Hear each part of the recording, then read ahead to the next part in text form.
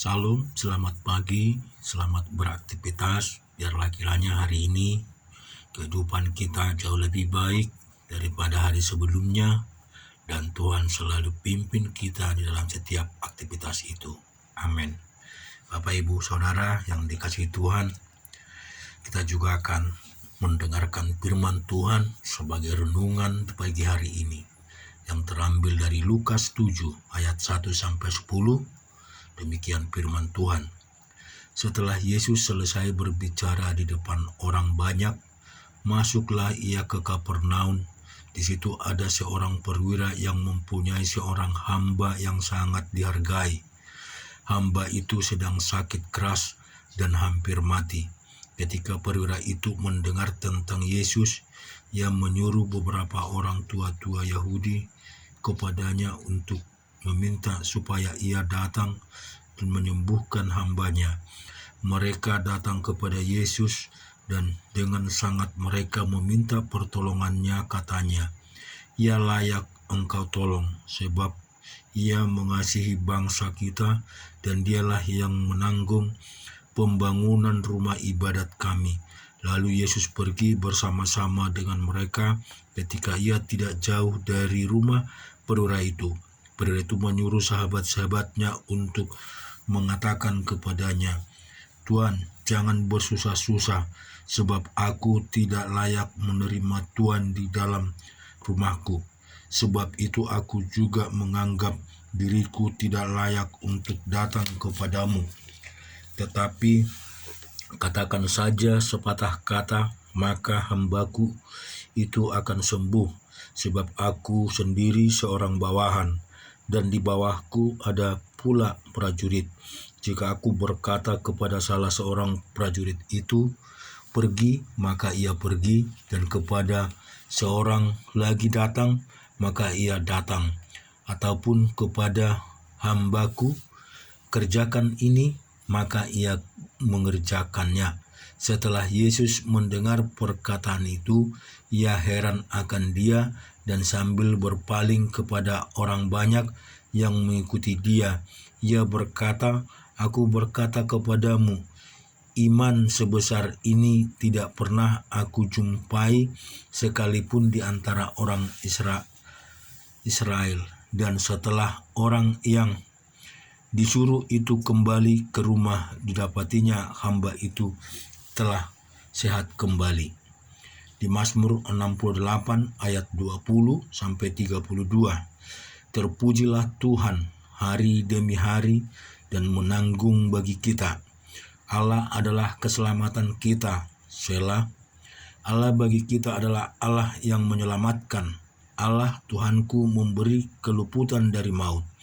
Sesungguhnya Allah meremukkan kepala musuhnya, tempurung kepala yang berambut dari orang yang tetap hidup dalam kesalahan-kesalahannya.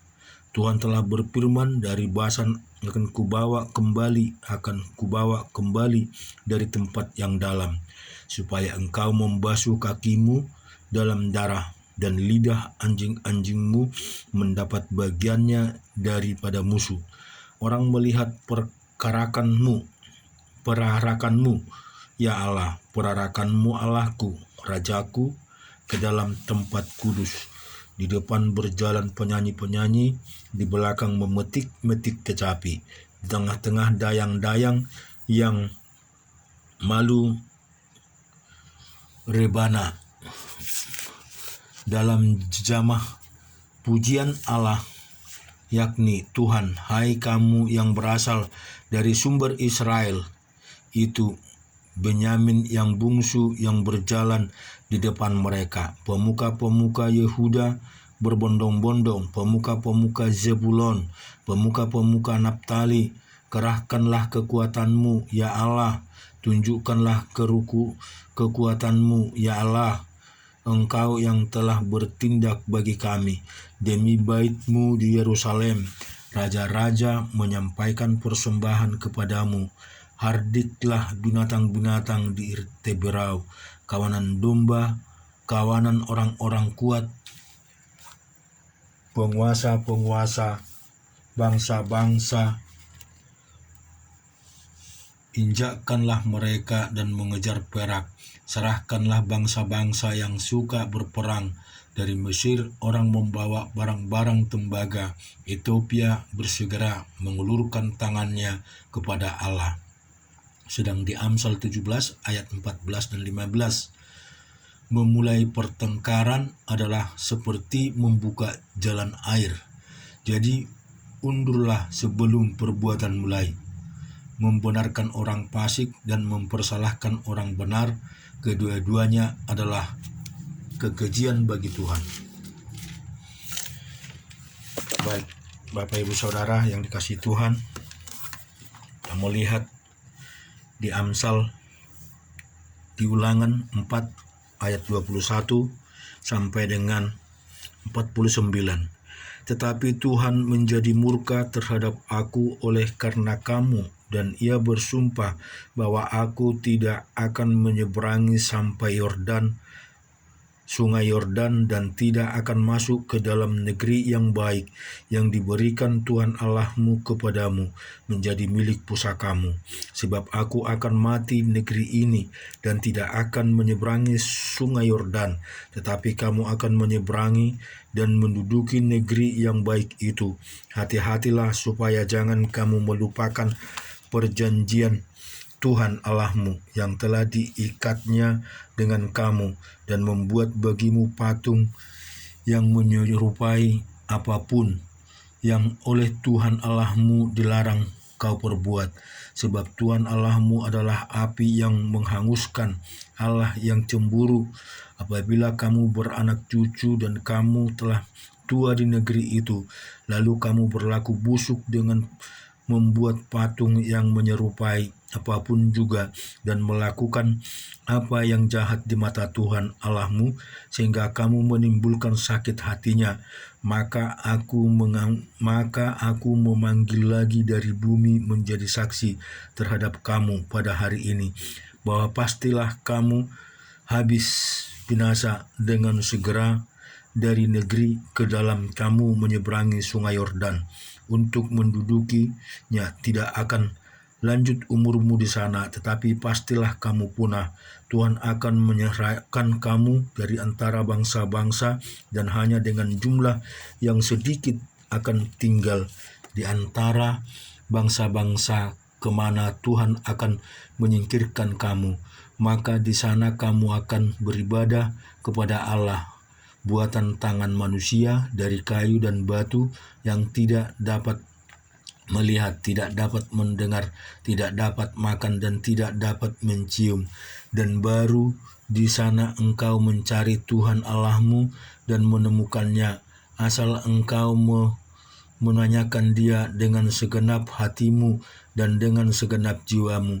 Apabila engkau dalam keadaan terdesak dan segera hal ini menimpa engkau di kemudian hari, maka engkau akan kembali kepada Tuhan Allahmu dan mendengar suaranya, sebab Tuhan Allahmu adalah Allah penyayang.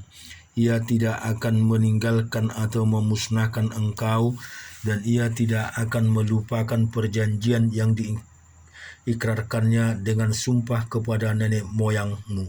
Sebab cobalah tanyakan dari ujung langit ke ujung langit tentang zaman dahulu yang ada sebelum engkau, sejak waktu Allah menciptakan manusia di atas bumi, apakah ada pernah terjadi sesuatu hal yang demikian besar, atau apakah ada pernah terdengar sesuatu seperti itu? Pernahkah suatu bangsa mendengar sesuatu seperti itu? Pernahkah suatu bangsa mendengar suara ilahi yang berbicara dari tengah-tengah api seperti yang kau dengar dan tetap hidup?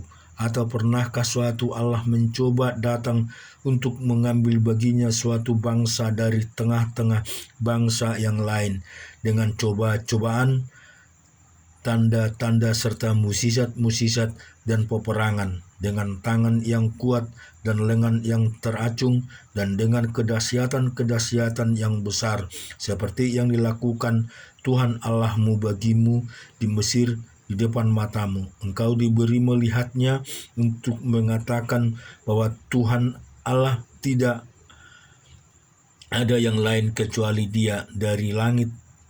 Ia membiarkan engkau mendengar suaranya untuk mengajari engkau di bumi dan membiarkan engkau melihat api yang besar dan segala perkataannya kau dengar dari tengah-tengah api. Karena Ia mengasihi nenek moyangmu dan memilih keturunan mereka, maka Ia sendiri telah membawa engkau keluar di Mesir dengan kekuatan yang besar, untuk menghalau dan hadapanmu bangsa-bangsa yang lebih besar dan lebih kuat daripadamu, untuk membawa engkau masuk ke dalam negeri mereka dan memberikan kepadamu menjadi milik pusakamu, seperti yang terjadi sekarang ini.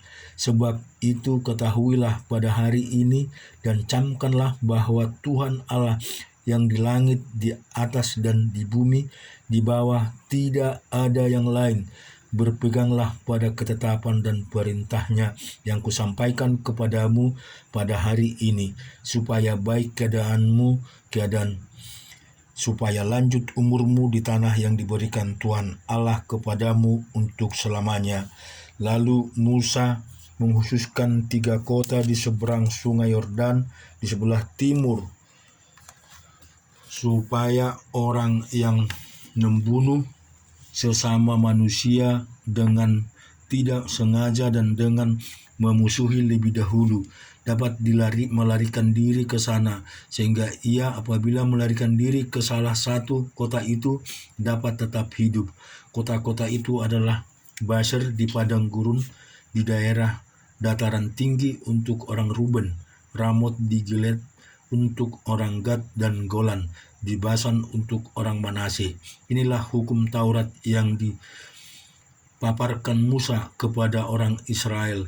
Inilah perintah, peringatan, ketetapan, dan peraturan yang dikatakan Musa kepada orang Israel dalam perjalanan mereka keluar dari Mesir di seberang sungai Yordan, di lembah di tengah Bet Peor, di negeri